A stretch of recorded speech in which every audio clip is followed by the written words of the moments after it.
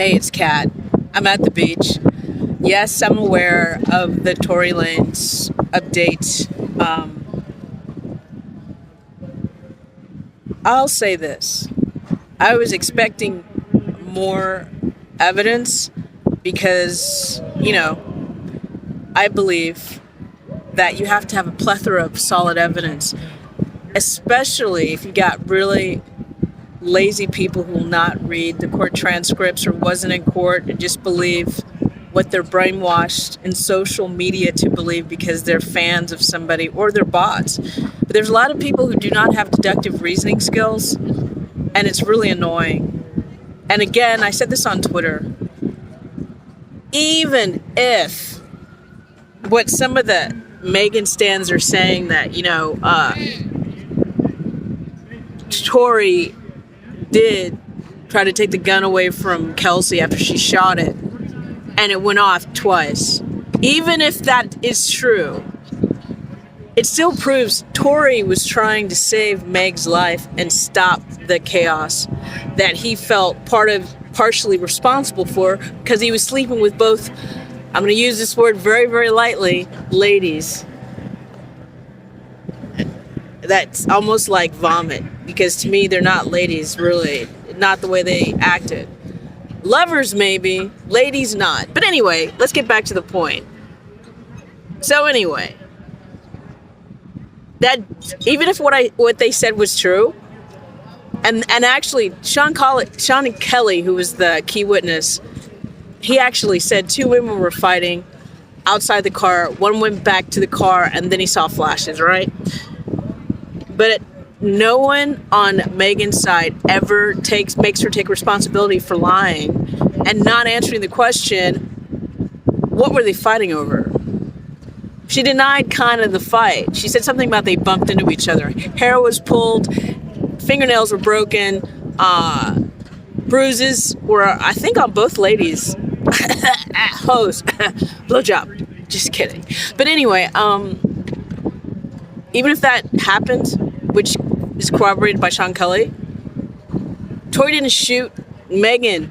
He didn't aim the gun at her and shoot her. That did not happen. And Megan lied multiple times, and she changed the story multiple times.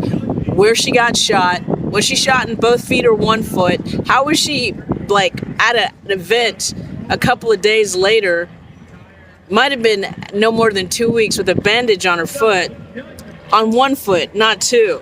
And she supposedly had severe nerve damage. The shit doesn't add up. But no one makes her take responsibility for proving what she said is true. They just blindly believe her, and that's frustrating. That's very frustrating. As a victim of a violent crime, I proved my fucking case, even though I was the person that was assaulted. Because I knew people were so stupid, and also because they want to believe celebrities are gods. They wouldn't believe someone who's a nobody. So I made sure I had footage and evidence of the surveillance cameras where the incident happened. I took pictures, took video. I brought all kinds of evidence. Because I know, well, the way I was raised, my grandmother always said, blacks had to be better and smarter than anybody else in the room. Because the trauma that she went through, right? So that always in the back of my head, I kill it with the evidence. And that's one thing that really was frustrating for me watching the trial. I actually told Tory's attorneys, the second one, after Sean Hawley, I said, aren't you going to prove his innocence? And they're like, we don't have to prove his innocence. And I'm like, yeah, you do. It may not be the legal thing that they say you have to do, but I'm telling you, in the court of public opinion, you always got to prove your case, especially if the other side is using emotional manipulation to taint the public and the jury. So anyway, I will do a longer video. I don't know, in a couple days. I've had a really busy couple of weeks. I don't know if you guys know this.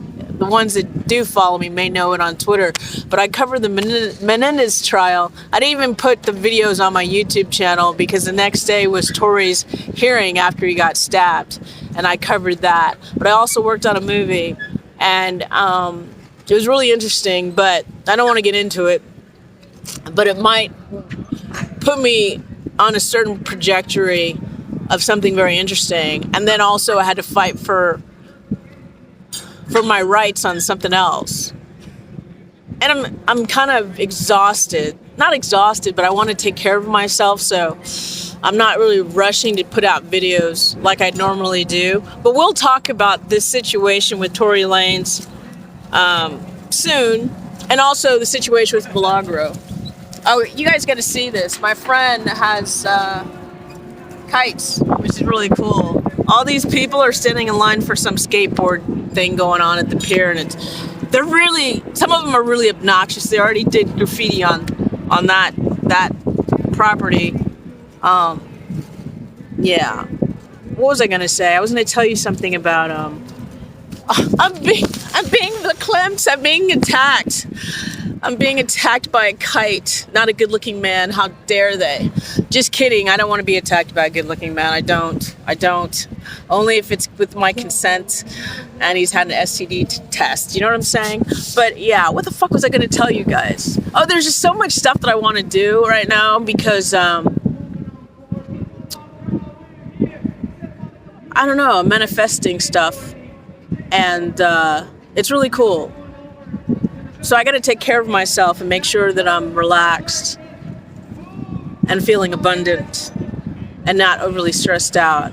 But the Tory Lanez case is crazy, and it changed my life. I had no idea that case was going to affect me the way it did.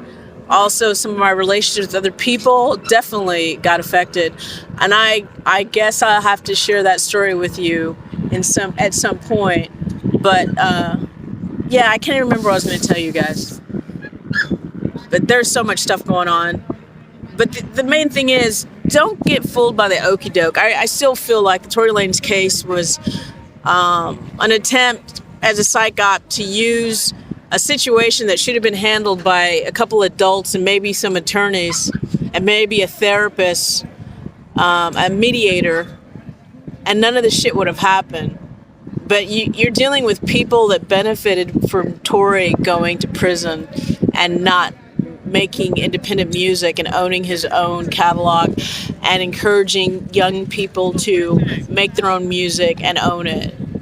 There is a huge industry that loves slaves in America. They always will. They want cheap labor and they want to assault and rape people. And the saddest thing is the trauma that slavery made in this country and in other places, but in America specifically, and how the people in the music industries we've seen really clearly with like these cases coming out with Diddy, how they use and exploit talent. Even Prince felt like he was a slave. Prince, one of the greatest musicians and performers of all time. And if he felt like a slave, I feel sorry for all these other people. But we will talk about these things later, okay? But yeah. Oh yeah, now I remember. Nero of Nero Knowledge, you're coming to LA and you need to come and work out with me at the beach, bro.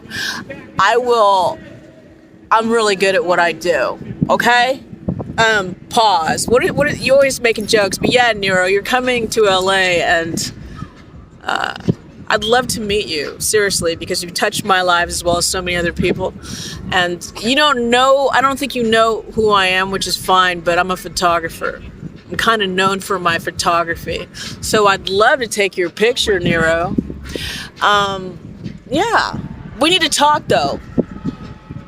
So I will talk to you later. And if you guys don't know who Nero is, you need to find out who I'm talking about. He's a master teacher.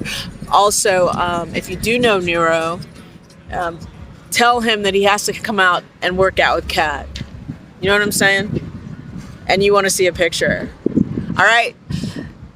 Enjoy your life. Breathe. Work out. Take care of yourself. Manifest the life you want. Be the person you want to love. And love the person that you are. Okay? It's Kat. Oh yeah, and by the way, I made this hat. It's fly. I have a couple of them if you want them. let me know in the messages, and I will talk to you later. Bye.